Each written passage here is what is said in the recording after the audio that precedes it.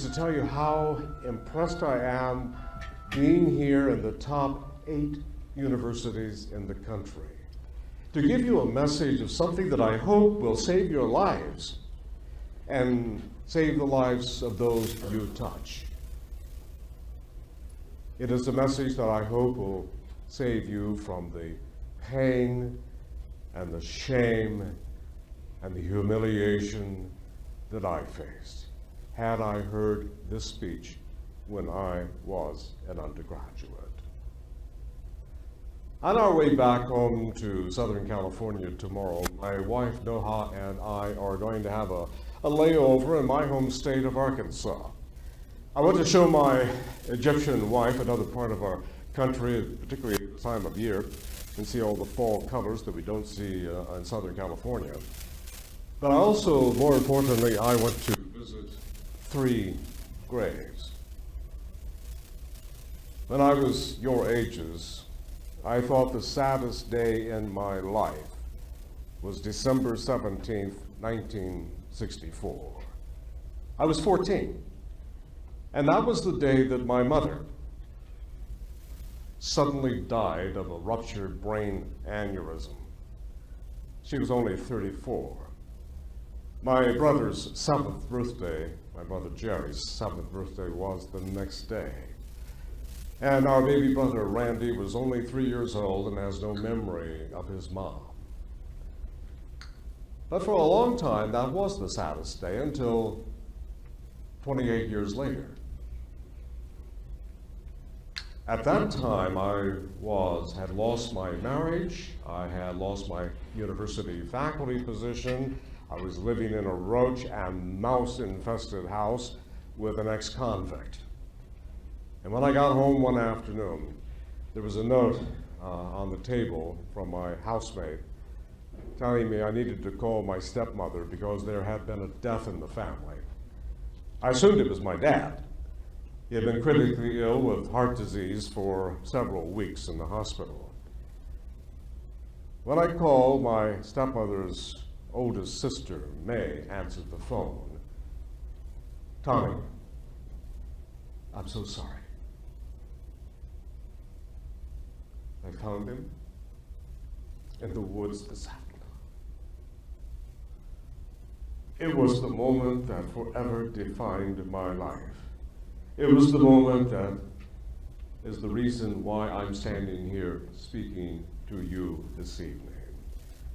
My brother's decomposing body was found by 2 dirt bikers as they raced through the woods. He'd been missing for 2 weeks. They found his body sitting at the foot of a pine tree with an empty bottle of Jack Daniels on one side and an empty bottle of prescription narcotics on the other side. Identification was difficult officially, but his driver's license told the story of the man who had been missing for 2 weeks in that little Arkansas town.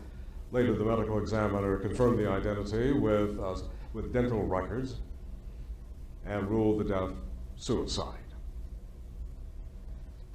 He was 35, a year older than our mother was when she died. He left behind a wife and 2 little boys, ages 10 and 8, Christopher and little Randy, little Jerry, I should say.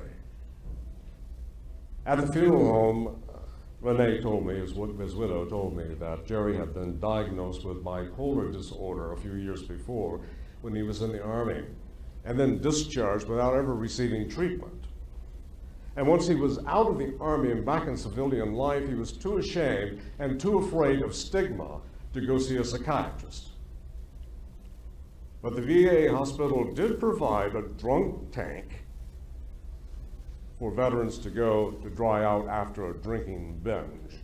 And it was from a drunk tank that Jerry called me one afternoon in February. I tried to get him to come up and stay with me in the house for a while in Northwest Arkansas. He was in Little Rock at the time. "Oh no, I gotta get home to Renee and the boys," he said. Those were the last words I ever heard my brother say. I tried to speak at his funeral, but tears choked every word I tried to say as I tried to tell his little boys and those in attendance how kind and generous he had been after my divorce and unemployment by letting me live with him for a while. But since I couldn't speak then, I dedicate my work and my writing now to his memory. When I was an undergraduate and my hair was as black as a moonless night and my face wasn't lined like a North Carolina road map, I was an aspiring broadcaster, but a special broadcaster. You see, I majored in speech and drama with a minor in religion. My plan was to be in religious broadcasting. Those were the years before the scandals of sex and corruption destroyed the ministries of televangelists like Tammy Faye Baker, Jim and Tammy Faye Baker, and Jimmy Swaggart. And I was pastoring 2 little churches in the country my first 2 years in college. In May 1970, I was ordained to the ministry and married the following month to a preacher's daughter. I was 19. My life seemed set, except for one little problem. I was haunted by long, deep, dark depressions. I would tell myself like a little boy whistling in the dark, well, maybe if I prayed more, they'd go away. One day it got so bad, I walked into the bathroom of our apartment while my wife was in class, lay down on the floor in front of a gas heater, and turned on the gas. Something forced me to turn off the gas and open the door. I don't know what it was. Was I afraid of death? Was I causing people problems? I don't know. But the depression had been that bad. Well, I wasn't depressed. I was very active in the theater as an actor. One year I played Scrooge in A Christmas Carol and got standing ovations after every performance. And it was exhilarating. I was convinced that maybe I should become a professional actor and not a preacher. But those were challenging times for me in trying to decide what I was going to do. You see, I didn't know anything about mental illness. There were clues that I was mentally ill, the deep, dark depressions, of course. But then there was another clue. You see, the psych majors who were friends of mine would have me do a little test every semester. It was called the Minnesota Multiphasic Personality Inventory, MMPI. Perhaps you've heard of it. It's been the gold standard for testing of psychopathology and personality structure since 1939. I was just doing a favor for them, not knowing that they were probably telling their friends, wait till you see Tom Roberts' score. Look back at it 40 years later, I thought, well, maybe they knew I wasn't nuts. The only thing I knew about mental illness was the funny jokes I thought of the loonies in the state hospital. And then there was my Aunt Bessie. She was my dad's older sister. She was a little bit off, and her son, Lester, shot himself in the leg one time to keep from going to school. I learned years later that he suffered from paranoid schizophrenia, but never treated because of fear of stigma in the family, that somebody was getting psychiatric help. Today, my cousin Lester is in his 80s and living in the old house his mother owned and somewhere in Missouri, eating food out of cans that people give to him. That was the extent of my knowledge of mental illness. By my junior year, I left the ministry, deciding that I could not compete with the depression anymore and that maybe I should be a performer of some kind. So I decided to enroll in a graduate program at the University of Kansas in radio, television, film, with a major in broadcast journalism. I won a national award for and recognition for my thesis, which was a biography of the founder of CBS News, Paul White. When I got out of school, I was a co-anchorman at a television station, and then a radio news director, and then a co-anchor and reporter for another radio station. It was at that final radio station that I got fired for the first time in my life. At that final job, I was assigned to go cover Vice President Walter Mondale as he gave a luncheon speech in Kansas City. I was sitting at a table with only one other reporter, and at every table was a bottle of wine. Now, I had started drinking when I was in graduate school, using it as a self-medication for the depressions. Too stupid to realize that alcohol is a depressant. Well, by the end of the vice president's speech, shall we say, there was nothing left in the bottle. The other reporter had only one glass. I took the rest of it. And those were the pre-cell phone days when I had to go out to the car and use a two-way radio to send my report back to the station. It was a hot day. In fact, the heat and the alcohol didn't mix well. And I was so drunk when I filed that report, the producer couldn't use it on the next newscast. That did not get me fired. But a few months later, here's what did. I went on the air one morning and I could not catch my breath. I was hyperventilating. It was as if I had never been on the air before, but I had been in broadcasting for years. Finally, I signaled to the DJ to go to music. Just get me out of here. I was fired the next day. Fortunately, I got my first university faculty position within a month at a small Christian college in Arkansas. And that's where my double life began to take over in earnest. You see, at this school, you had to sign a contract. One of the items you had to sign is, I'm not going to drink or smoke. Well, I did both. The other item you had to sign is that you have not been divorced, and if you do get divorced, that's it. So I began an 8-year journey there trying to hide my depressions because I believed that Christians simply did not get depressed, especially Christian faculty members. But there was another part of that life, and I do have to tell you this is the R-rated portion of my story. You all are 18 and older, so it's going to be safe to tell you about that. It is embarrassing. And I always like to quote Robin Williams. You'll see a picture of Robin Williams and me in happier times when you go to my Facebook, my website, tomspeaksout.com. Robin said, the problem is that God gave man a brain and a penis, but only enough blood to run one at a time. And that was my challenge. I wasn't thinking through it. I was able to keep my extramarital activities a secret from my wife for some time until she caught me once, an administrator's wife, not a good career move. And then the second time ended it. It was all over. And I was terminated, not for infidelity, but for divorce, because that was grounds for termination.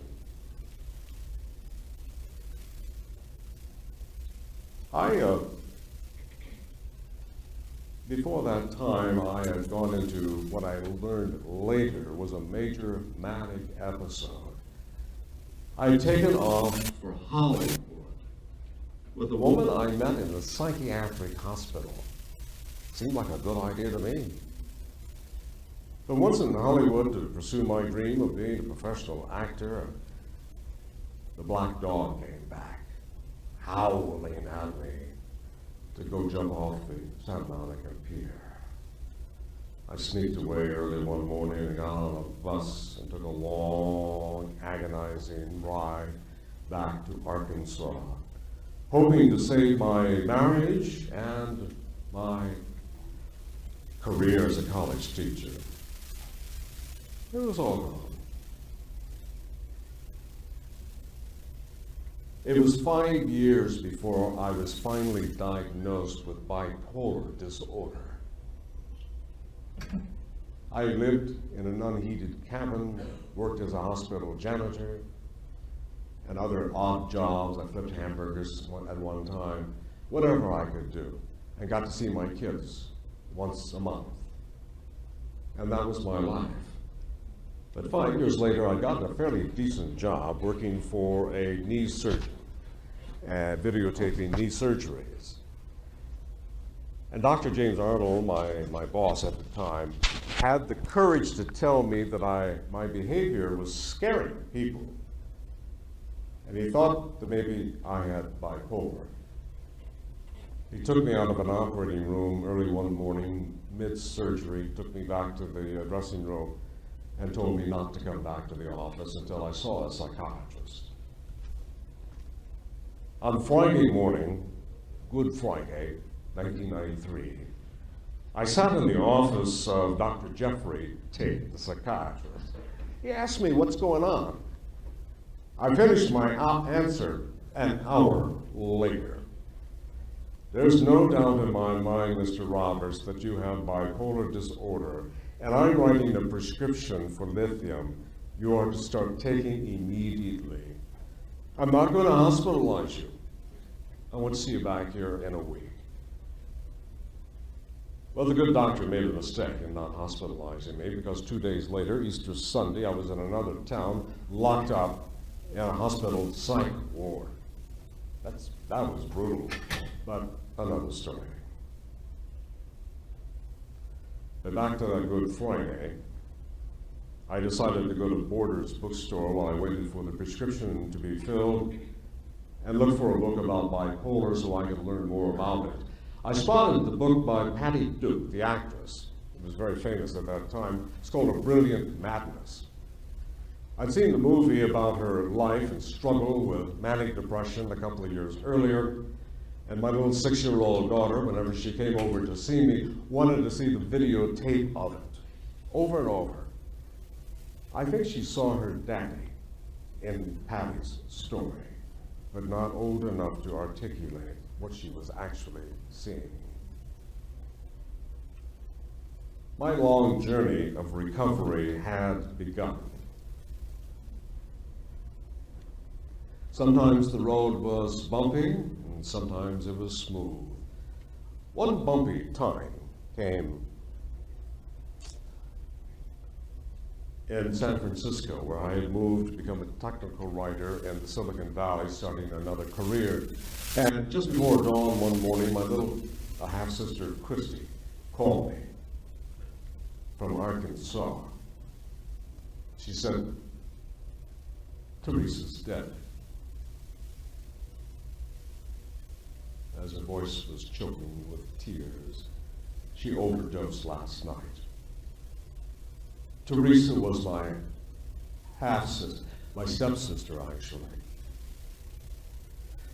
She had fought major depressions for years and self-medicated with prescription narcotics that she would get by writing the scripts for herself and as she doctor shop.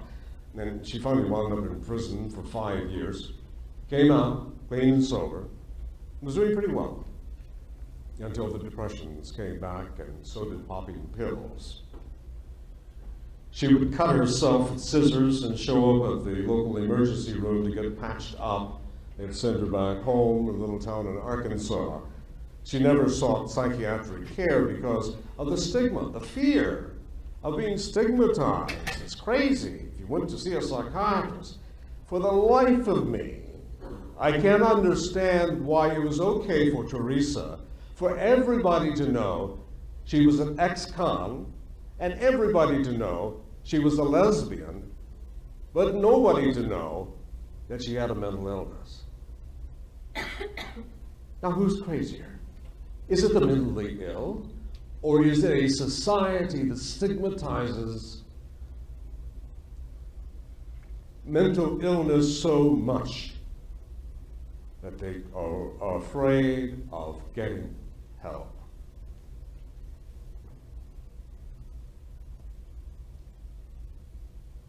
Why do I spend my time in what should be my golden years talking about mental illness, stigma? I'm a father, I'm a grandfather, I'm a husband. Two very good reasons. My brother and my sister. But I also talk about it for the 22 war veterans who commit suicide every day from untreated post-traumatic stress disorder. I also speak for the one person in this country, usually between ages 15 and 25, who commits suicide every 17 minutes. I also speak for the person someplace in this world who makes their final exit every 40 seconds.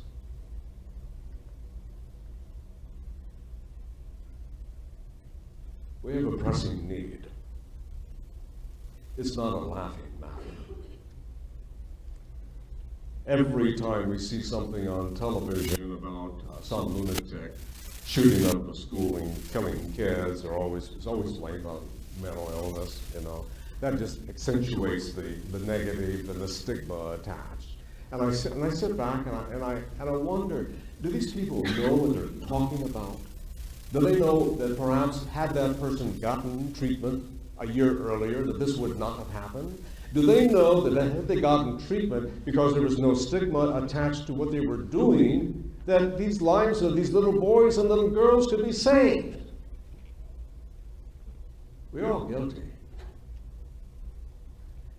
Every person who is told what they thought was a funny joke about the loonies in the state hospital, they're guilty. In the spirit of Nazi concentration camp survivor Elie Wiesel, in his speech to the accepting the Nobel Peace Prize, I swore never to be silent whenever and wherever a human being endures pain, suffering, and humiliation. We have to take sides. Neutrality only aids the oppressor, never the victim. Silence encourages the tormentor and never the tormented. Stigma produces all of these myths about mental illness. Good heavens. One of the myths is that, that's something they can just snap out of. It's not anything. Well, the fact is that mental illness is genetic, it is social, it is environmental, there are a number of causes that contribute to mental illness. It's not a personality flaw. Another factor, another myth that comes up often is that, once they're mentally ill, they're always mentally ill. The fact is that when people do get treatment, they can live healthy, happy, productive lives once they get past the stigma of mental illness. And of course, the big one I just mentioned, that the mentally ill are violent. Mentally ill are no more violent than the rest of the population. In fact, they're more likely to be victims of violence, self-harm, or other people getting them. We had an incident in Southern California 2 years ago where cops beat up a schizophrenic man who was in an episode. He was in an episode. They beat him up because they didn't know anything about schizophrenia or mental illness. We also have a situation in Southern California where the largest mental institution in the United States is the LA County Jail. It costs $60,000 a year to house and feed and provide medical care for these men and women in jail, compared to $27,000 a year for care in a facility outside of prison. Who's crazy? mentally ill or the voters? I'd like to see more emphasis placed on getting good legislation through to help deal with the stigma and getting people help there. I'm going to leave you with a couple of lines from a poem that has meant a lot to me. It's by a country lawyer named Eric Erman. It's called Desiderata. That's a Latin word for desired things. You are a child of the universe.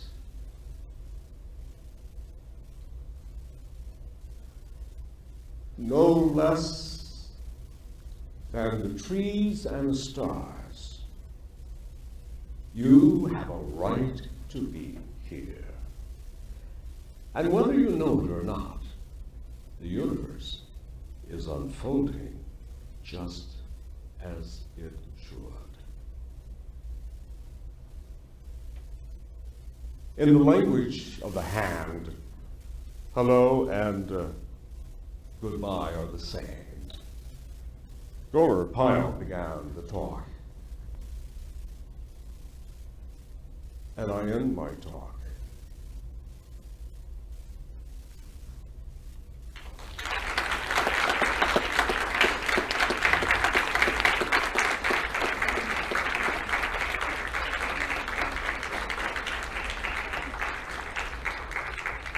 Thank you. We have set up microphones because.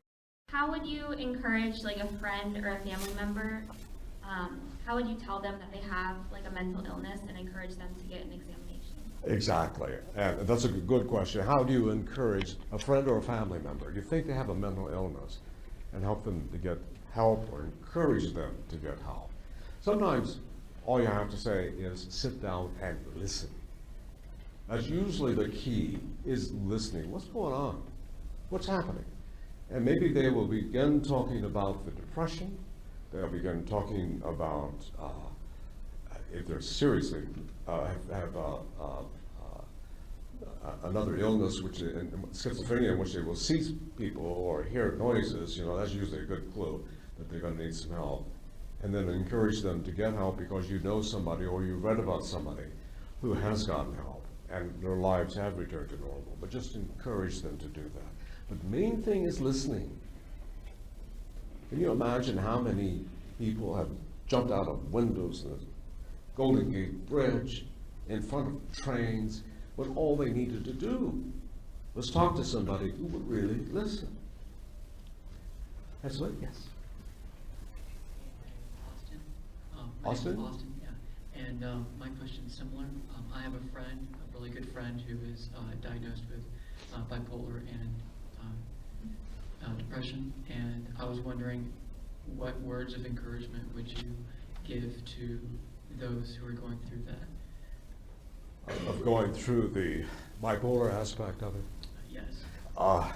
The words of encouragement I would give is the same words that I get from my therapist every week, is that you can live an abundant life, but you have to take some control over your life, and that is regular sleep hygiene, 7 to 8 hours. Those of us who are manic, especially bipolar 2, hypomanic, we go without sleep.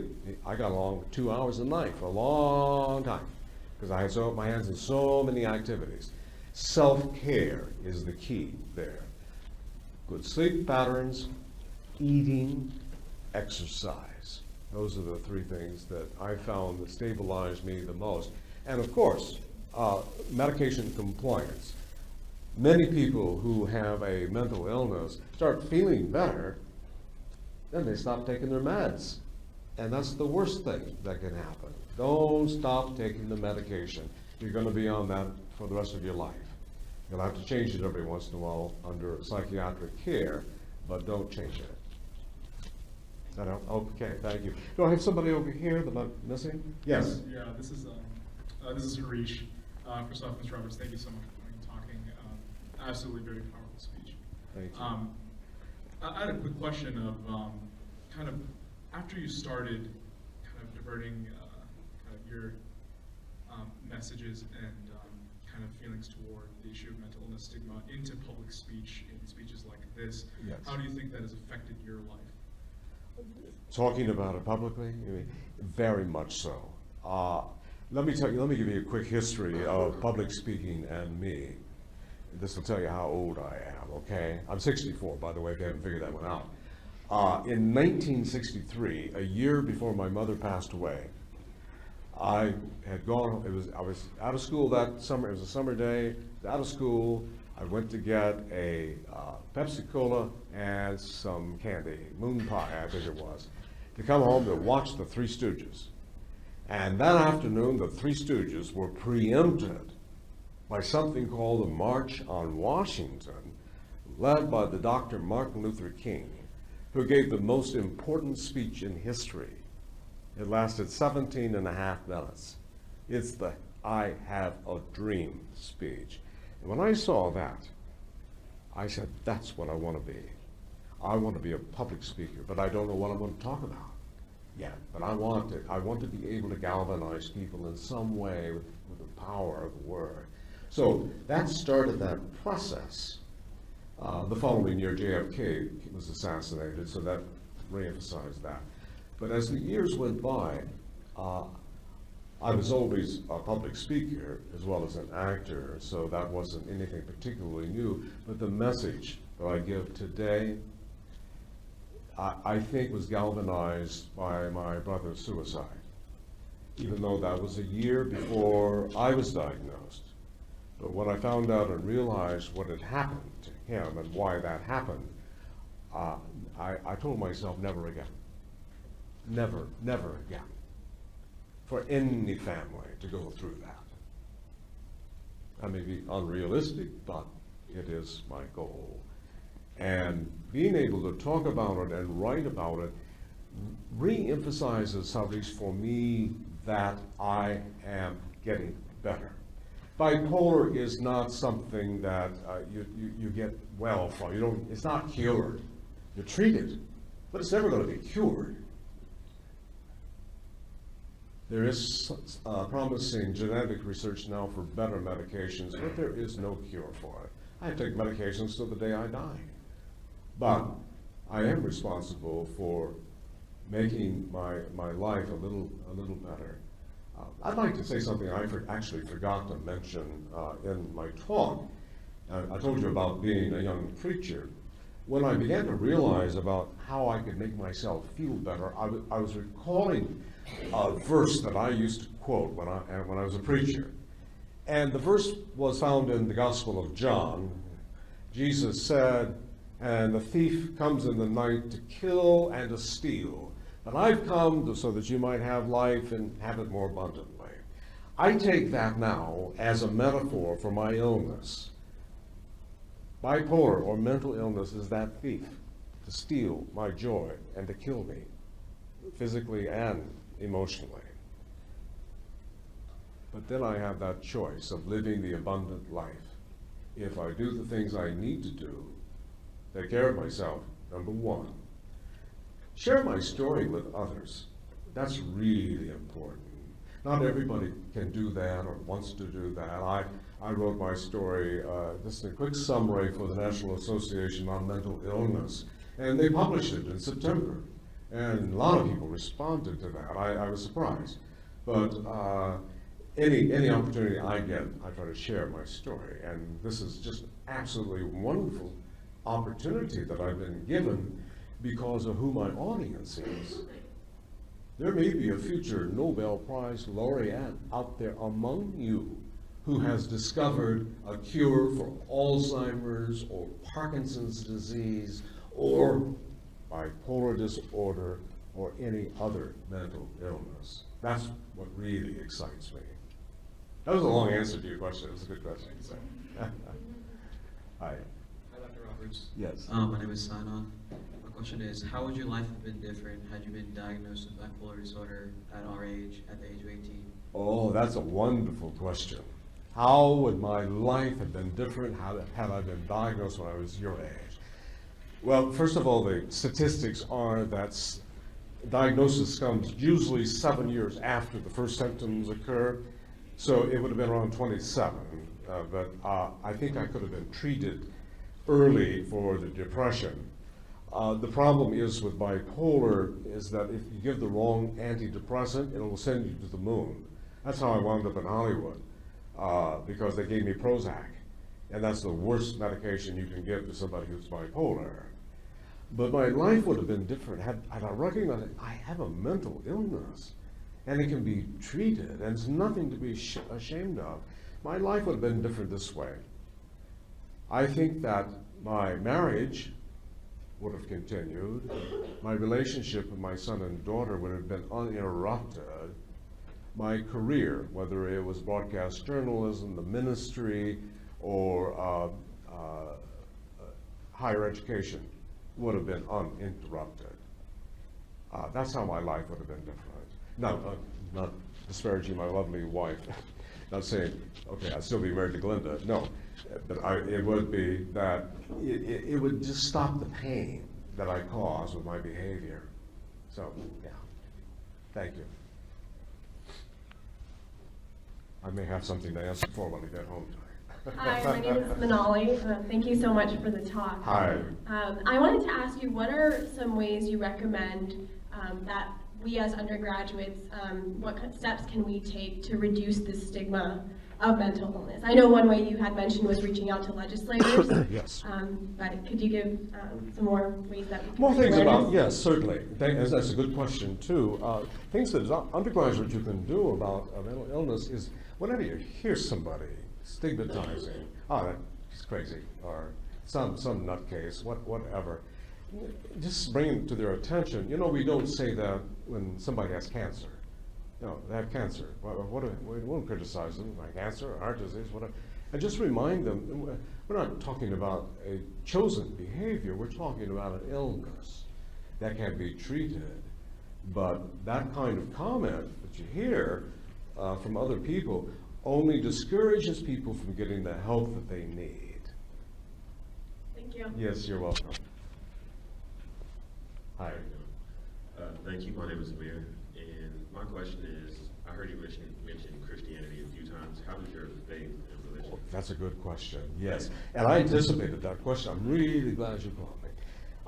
I am a man of faith, okay? And my years in the Christian ministry, you know, even though I fought depression on that, you know, those were rich years. And I look back at that time. I have respects for all three of the major faiths. I married a lovely Muslim woman. And so Islam is a major part of my life today. But I don't find any difference between that religion and Christianity because they're so much alike. And my feel for, okay, whatever the faith is, there is something greater than me that's going to watch my way. And that's how I feel. And I'm always reluctant to when I say, you know, I was Christian school and didn't think I could get depressed or divorced. Or, it sounds like I'm angry with Christian. I'm not at all. And it was my perception and my interpretation. Thank you.